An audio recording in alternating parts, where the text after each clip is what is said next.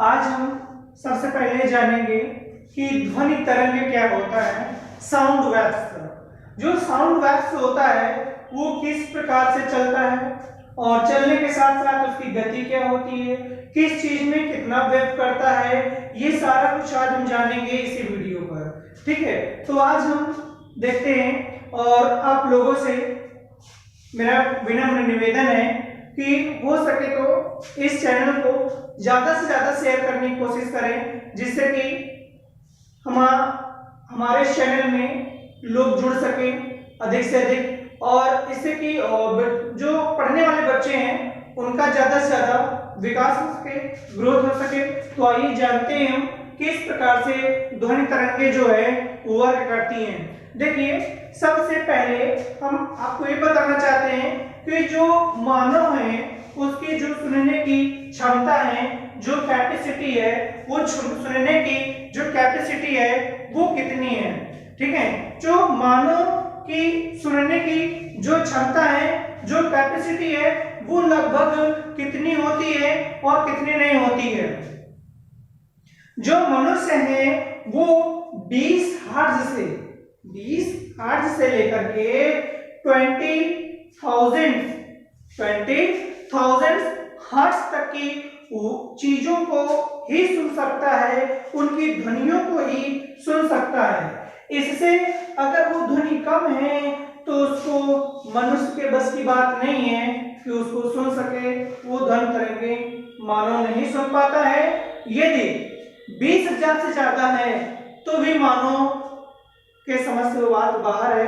ठीक है, लेकिन जो 20 हर्ट्ज से कम की ध्वनियां होती हैं उन्हें सुनने वाले हमारे साथ ही कुछ जीव रहते हैं। ठीक है, हमारे एनवायरनमेंट में ही रहते हैं, हमारे पास पड़ोस में ही रहते हैं।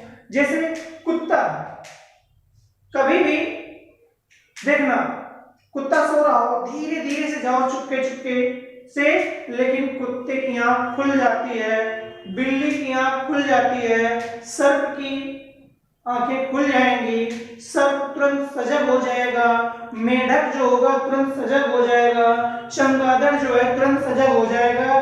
क्यों? क्योंकि इनकी जो स्पीड है, सुनने की जो क्षमता है, वो 20 हर्ट्ज से भी नीचे की है। शायद आज हम देखते हैं कि कहीं पर भी भूकंप आया हो और भूकंप में एक भी डॉग जो खुला हुआ हो, और एक मेढक, और एक चमगादड़, और एक स्नेक और बिल्ली, ये कभी भी भूकंप में दबे हुए हो। किसी ने आज तक सुना है? कोई नहीं सुना होगा, क्योंकि भूकंप के आने से पहले इनको पता चल जाता है, क्योंकि जो मनुष्य नहीं सुन सकता है उसे ये लोग सुन लेते हैं, तभी ये वहां से निकल लेते हैं, इनकी जान बच जाती है। ठीक है, लेकिन जैसे कि कुत्ते और बिल्लियां, चमगादड़ जो हैं आवाज को सुन तो सकते हैं। ठीक है, उसी तरीके से जो मानव है उसने भी इसके विषय में सोचा है, समझा है, और कई प्रकार के मीटरों का प्रयोग किया गया है, जिससे कि पता चल जाता है हमको भी कि भूकंप आ रहा है, ये ध्वनि उत्पन्न हो रही है, तो कहां से ध्वनि उत्पन्न हो रही है, भूस्खलन कहां से क्या हो रहा है, सारा डिटेल पता चल जाता है। आजकल वैज्ञानिक जो है हर जगह अपने यंत्र लगा करके रखते हैं। ठीक है, और एक बात ये है कि जो ध्वनि बहुत ही मोटी होगी वो दूर तक नहीं सुनाई देगी आपको। ठीक है, लेकिन जो आवाज पतली होगी वो बहुत दूर तक सुनाई देगी। ठीक है, ये बात नोट कर लें कि जो आवाज बहुत ही मोटी होगी, जो मोटी आवाज होगी वो दूर तक नहीं सुनाई देती। ठीक है, लेकिन जो पतली आवाज होगी वो दूर तक अधिक सुनाई देगी। ठीक है, जिस प्रकार से मान लिया जाए कि कोई लोहा हो और ठोस लोहा हो, ठीक है, उसमें कुछ कील से ठोके पीटे कुछ भी करें, उसकी आवाज होगी तो बहुत तेज, लेकिन बहुत कम दूर तक जाएगी। लेकिन अगर वो यहीं पर एक पतली चीज में वार किया जाए तो उसकी आवाज होगी पतली, लेकिन जाएगी बहुत दूर तक। ठीक है, एक ही क्वेश्चन इस जगह हो गया। एक नेक्स्ट क्वेश्चन इसी में बनता है कि जहां पे नमी होगी, ठीक है, जहां पे नमी होगी और जहां पे शुष्क एरिया होगा, शुष्क की आवाज इतनी दूर जाएगी तो नमी की आवाज इतनी दूर आएगी। ठीक है, ये बात क्लियर कर ले कि जहां पे नमी वाला इलाका होगा, नमी वाले इलाके में आप धीरे से भी कुछ बोल दोगे तो अधिक दूर तक सुनाई देगा।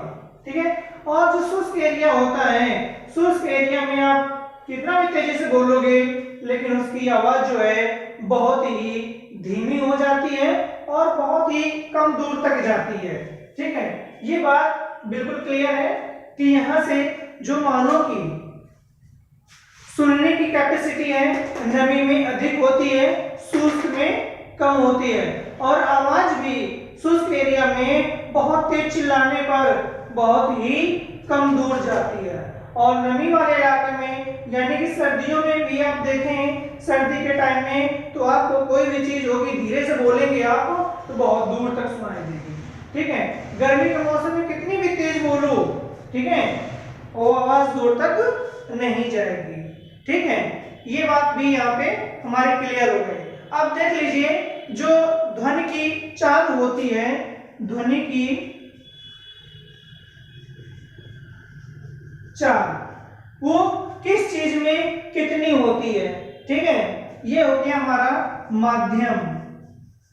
ठीक है, सबसे पहले हमारा हो गया माध्यम, ये हो गई हमारी ध्वनि की चाल।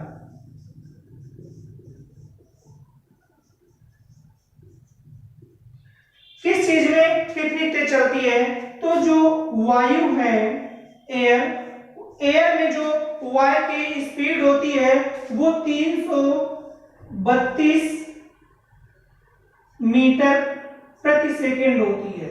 ठीक है, वायु में जो ध्वनि की चाल होती है 332 मीटर प्रति सेकंड होती है।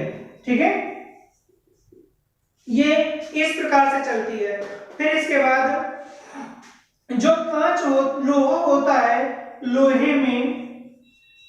लोहा में जो ध्वनि की चाल होती है वह होती है 5130 मीटर प्रति सेकंड है।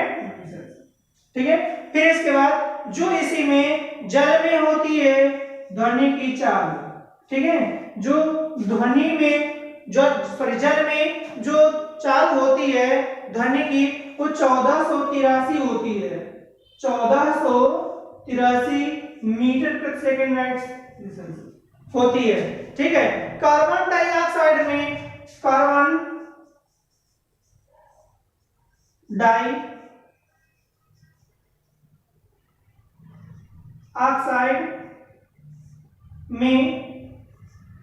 डाइऑक्साइड में जो इसकी चाल होती है 260 होती है, 260 मीटर प्रति सेकंड। ये इसमें इसकी जो चाल होती है। और एल्युमिनियम में तो सबसे ज्यादा होती है। एल्युमिनियम मतलब तो आप समझ सकते हैं जिसमें बिजली चलती है। ठीक है, उसमें जो होती है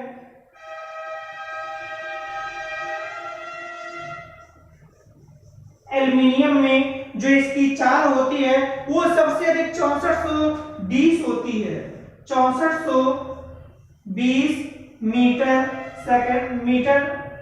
प्रति सेकंड एट। इतनी चाल इसमें एल्युमिनियम में होती है। समुद्र जल में भी, समुद्र के पानी में भी, समुद्र जो हमारा समुद्र का पानी होता है, समुद्र के पानी में भी इसकी जो चाल होती है 1483 होती है, 1483 मीटर प्रति सेकंड होती है। ठीक है, इतनी इसकी चालें जो होती हैं ये होती है। और इसका जो हाइड्रोजन जो मेन था हमारा, जो कभी भी हम सवाल पढ़ते हैं, कुछ भी करते हैं, किसी चीज की चाल किसी ध्वनि के माध्यम से, ध्वनि में इनकी चाल यहाँ पे समुद्र जल में है तो कितनी स्पीड होगी? 1483 मीटर प्रति सेकंड होगी। एल्युमिनियम में 6420 मीटर सेकंड एक्सेस होगी। कार्बन डाइऑक्साइड में 260 होगी। जल में 1483 होगी। लोहे में 5130 होगी। वायु में 232 मीटर प्रति सेकंड की चाल से होता है। इस प्रकार से जो ध्वनि होती है वो हमारी चलती है। और एक होती है, इसी में हेडिंग हम पढ़ेंगे, डिस्कस करेंगे आप लोगों से, ऐसी चीज में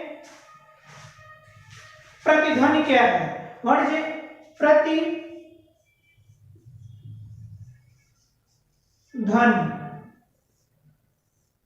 प्रतिध्वनि नोट कर लीजिए आप लोग भी, देख लीजिए क्या है प्रतिध्वनि।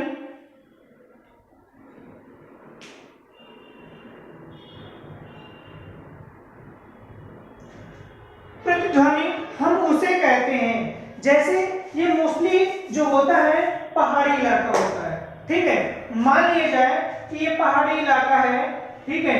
पहाड़ी इलाके में क्या होता है कि यदि हम चिल्लाएंगे यहाँ से तो इसकी ध्वनि यहाँ पे टकराएगी जाकर के कहीं ना कहीं, और उस ध्वनि जो है वो टकराई हुई ध्वनि हमारे पास सुना आती है, उसे हम प्रतिध्वनि कहते हैं। मान लीजिए जैसे बड़े बड़े से टावर्स होते हैं, और टावर हो गए, मीनार हो गए, बहुत से सुरंगें वगैरह हो गई। ज्यादातर ये देखो कमरे यदि बंद है, और कमरे बंद होते हैं, एक बार कोई वो चीज बोल दें तो वो हमें 2-3 बार रिपीट होती है, आकर के सुनाई देती है।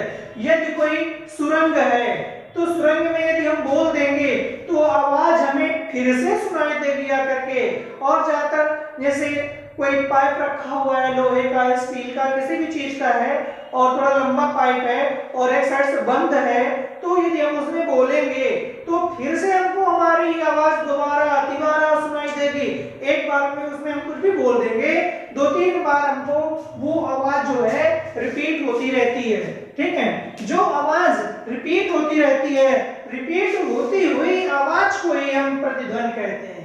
जो आवाज हम अभी बोल रहे हैं, हमारी आवाज हमको बंद कमरे में पुनः फिर से वही चीज सुनाई देगी, ठीक है। जो आवाज हमने की है वही आवाज फिर से हमारे पास, हमारे कानों तक पुनः आती है, ऐसी आवाज को हम प्रतिध्वनि कहते हैं, ठीक है।